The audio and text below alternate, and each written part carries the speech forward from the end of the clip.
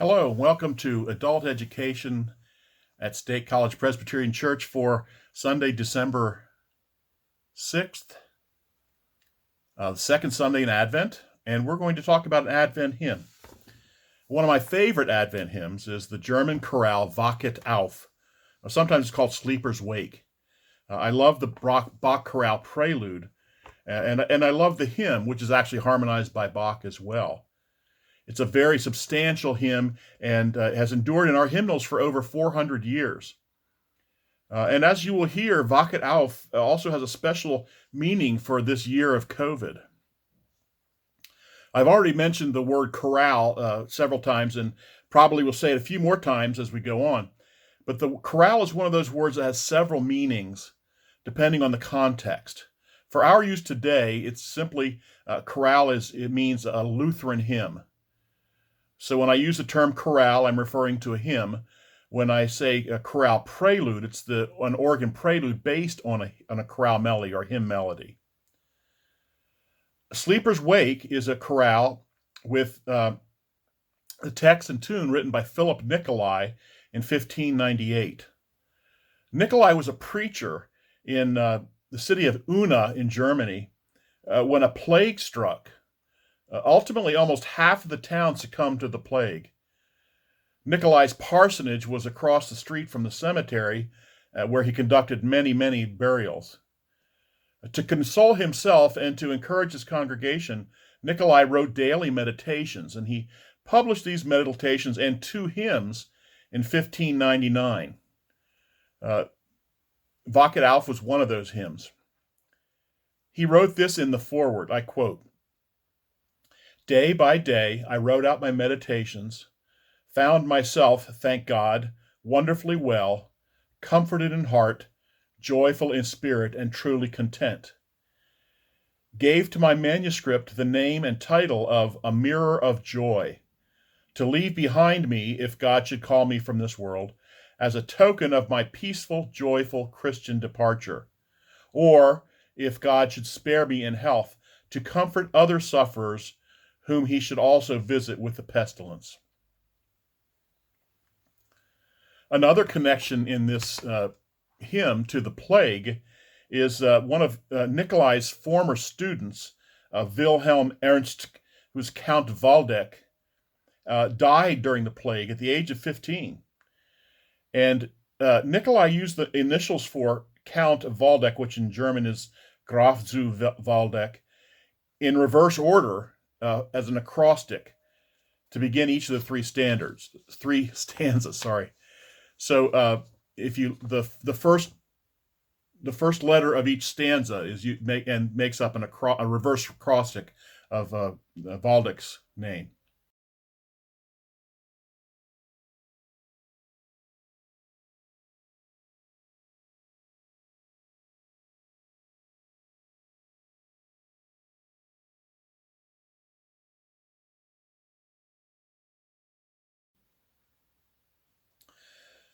The text to Wachet Auf is based on the parable of the 10 virgins, which we find in Matthew chapter 25, verses 1 to 13. Let me read it to you. "Then the kingdom of heaven will be like this. 10 bridesmaids took their lamps and went to meet the bridegroom. 5 of them were foolish, and 5 were wise. When the foolish took their lamps, they went with no oil with them. But the wise took flasks of oil with their lamps. As the bridegroom was delayed, all of them became drowsy and slept. But at midnight there was a shout, 'Look, here is the bridegroom. Come out and meet him.' Then all those bridesmaids got up and trimmed their lamps. The foolish said to the wise, 'Give us some of your oil, for our lamps are going out.' But the wise replied, 'No, there will not be enough for you and for us. You had better go to the dealers and buy some for yourselves.' And while they went to buy it, the bridegroom came. And those who were ready went with him to the wedding banquet, and the door was shut. Later, other bridesmaids came also, saying, 'Lord, Lord, open to us.' But he replied, 'Truly I tell you, I do not know you. Keep awake, therefore, for you know neither the day nor the hour. Now, my question is always, why were the bridesmaids waiting for the bridegroom? Well, as I understand it, it goes like this, and I'm quoting from Bible.org. Marriage custom of that day was as follows. The groom would prepare a place for his bride. It might be in his own house or a place in his father's house. Then he would go to her father's house to get her. There might be a small party at her house, so there was a small delay. Then the bride and groom would return to his father's house for the marriage feast and banquet, which usually lasted for 7 days. The 10 young ladies would be somewhere along the route between the bride's house and the groom's house. They are waiting for the bride and groom to return, and they hope to join the procession and enter with them into the party. If they are with the crowd, they will be able to slip right in.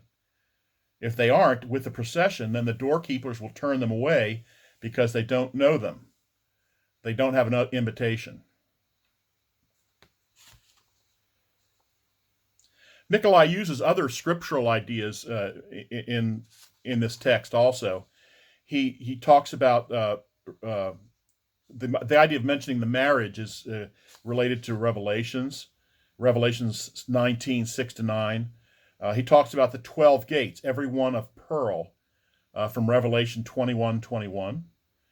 And from the first letter of Corinthians, the phrase, eye hath not seen nor ear heard, which is 1 Corinthians 2:9.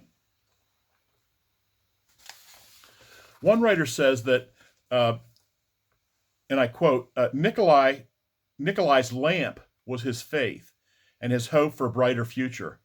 And Wachet Auf was his way of shining that lamp for his congregation. And this article is concluded with, we don't know what will happen next, but we do know that we can and will get through it. What we can do now is to be prepared. Hold up our lamps, bring light to each other's lives. That was from a blog post from WCRB, classical radio in Boston, from April 2020, at the beginning of the pandemic.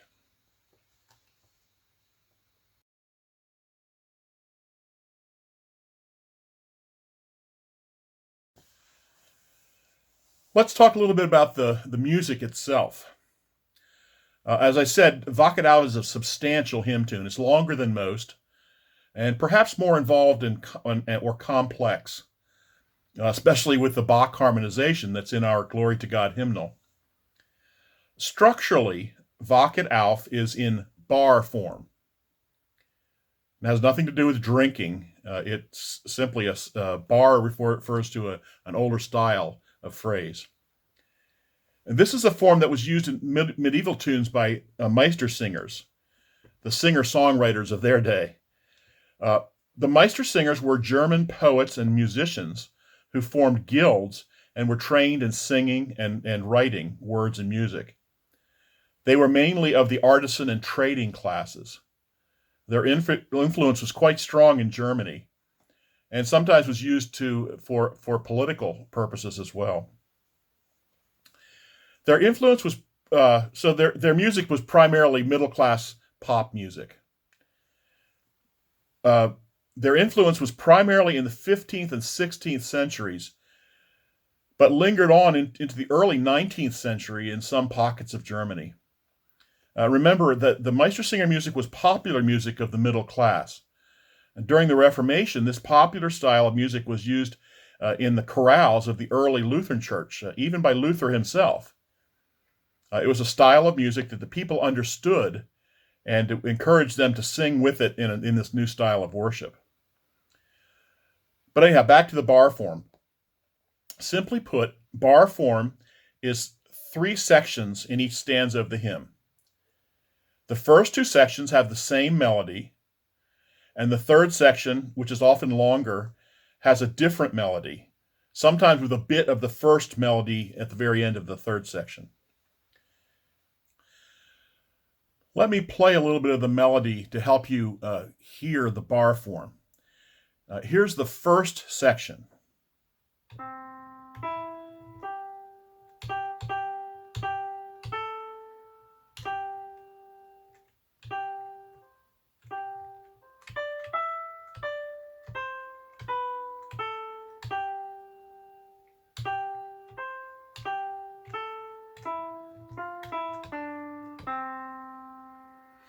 Okay, that's the first section. Now the second section is the same thing. Listen to it again.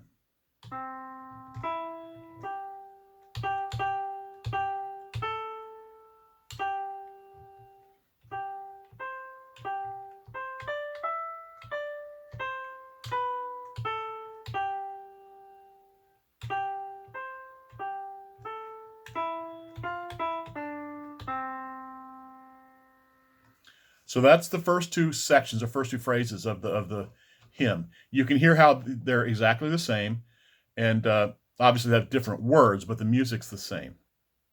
Now let me play for you some of the third section, and I'll cue you in when we get to the end of it, because there's a section of, remember I told you sometimes the first section returns a little bit in the end of the third section. So I'll point out when that is. So here's the third section of Wachet Auf.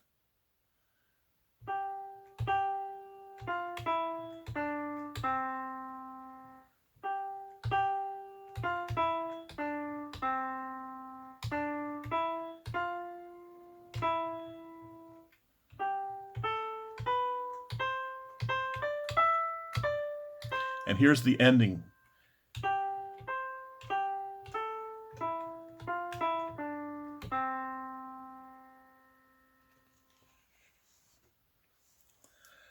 So there's the. Hopefully that demonstrates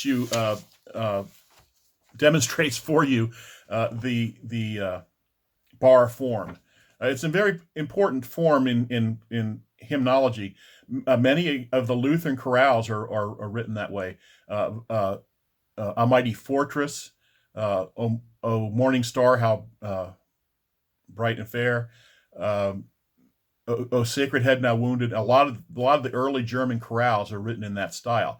Now, interestingly, that was the style that was borrowed from the Meistersingers. That was the style that they used, and so again, it was familiar. It was people understood it, and people related to it a lot better, and that's the reason it was used. But unlike the Meistersingers, the melody wasn't the only form in this music. Chorales have very robust harmonies. Meistersingers were simply the melody and accompanied by and a simple accompaniment on a lute or guitar or something like that. But the German chorales were to be accompanied, I think, often by organs in the churches, and they have very robust harmonies. And again, Bach was probably one of the ultimate harmonizers of these chorales, and they're just wonderful works. When you take music theory or sight singing or and a lot of those early fundamental music courses, you study Bach chorales. And there are others, though, that harmonize them as well, and a lot of the great composers would harmonize them for their own situations. So let me play the chorale for you here. I'll play a CD, and listen to the chorale, listen for the bar form, and listen for the melody. And I'll be back afterwards.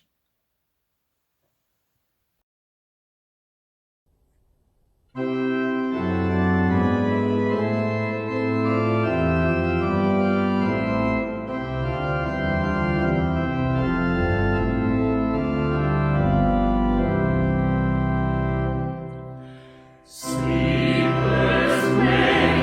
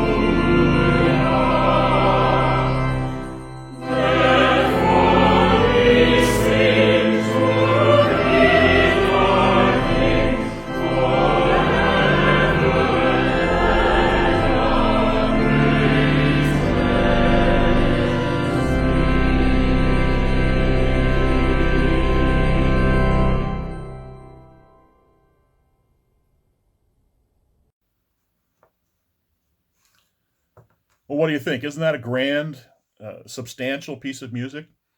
Beautiful. Wachet Auf is often called the king of chorales. Interestingly, Nikolai also wrote the Queen of Chorales, O Morning Star, How Fair and Bright. And they were published in that same collection I talked about earlier in 1599. Again, this was a continuation of the Meistersinger tradition in that the one person wrote the melody, the tune, and the words. A lot of most hymns are not like that. Most hymns have a separate text writer and separate lyric writer. Many composers have admired this chorale over the years and used it in their compositions or settings of it in their compositions. Perhaps most noticeably was Johann Sebastian Bach. His cantata number 140, which is based on Wachet Auf, is one of the most popular cantatas for listeners and singers. Bach transcribed the tenor aria from that for organ and published it with several other transcribed chorale preludes in a collection called the Schubler Chorales. And it is perhaps the most famous setting of Wachet Auf. I played it last Sunday. Listen, this is the original version from the cantata. Listen to this.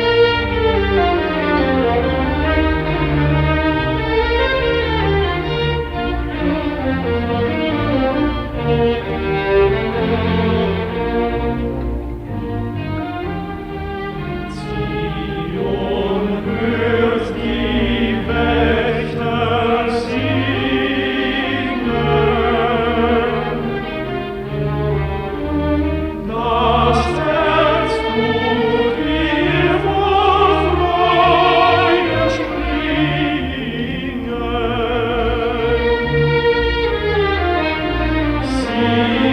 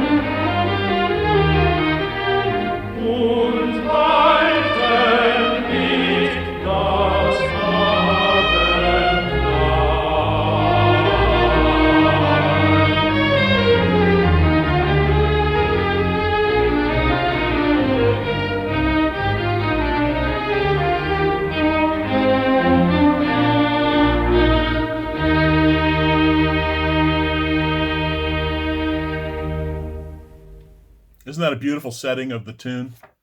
Uh, Wachet Auf has its own beauty as a chorale tune, but I think Bach had a knack for finding ritornellos, that pattern, the accompaniment he wrote to it, that are just as beautiful as the melody itself.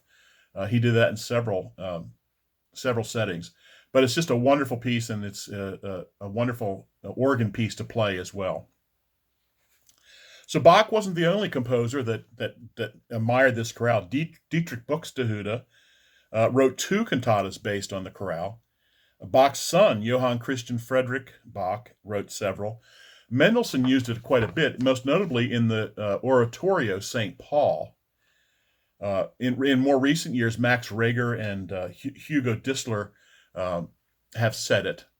I'm during the month during Advent, I'm playing a different setting of Wachet Auf for organ each week, and I think the first one I played was Bach, but the others are all composers that are still alive. In fact, one piece that I'll play the fourth Sunday in Advent was written earlier this year. So composers still look at this tune, and it's just such a wonderful thing to hear.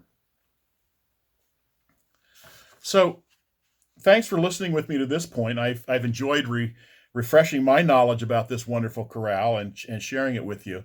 I'm going to leave you with Mendelssohn's overture to the oratorio St. Paul. Wachet Auf is the theme for the oratory and is used for the overture, and is used throughout the oratorio. Enjoy.